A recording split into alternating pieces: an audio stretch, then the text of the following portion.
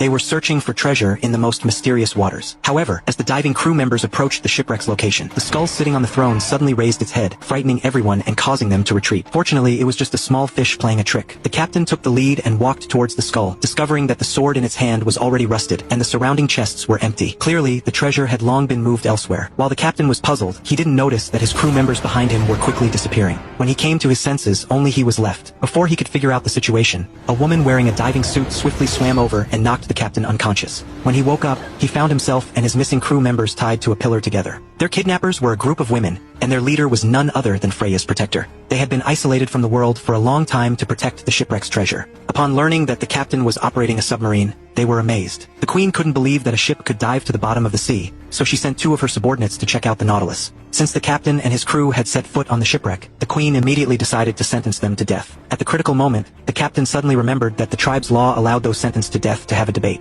So, the captain offered to defend himself. Even though this was the tribe's custom, the queen didn't want to comply. However, her advisors insisted on adhering to tradition. As they engaged in a heated discussion, the crew members felt disheartened. Not only was there no treasure at the shipwreck, but it had also cost them their lives. The captain dismissed their thoughts, realizing that the treasure from the shipwreck had been moved to the island by the women. Every item on the island, even a small torch, was adorned with dazzling jewels, each worth a fortune. The most valuable item was the ruby on the queen's body, which was larger than a pigeon's egg. That ruby alone could fill a Nautilus. The crew members finally realized the details they had overlooked. The queen then agreed to let the captain defend himself. The captain explained that they had come to this place to find treasure to arm their submarine against the East India Company. The surrounding crew members nodded in agreement. Invaders had seized the East India Company and used it as a base to oppress countless people. The queens were moved by their unity, but she still adhered to the tribe's tradition of killing any invaders. So, the queen still didn't intend to spare the captain and his crew. Fortunately, during the delay, the crew successfully untied themselves. At the captain's command,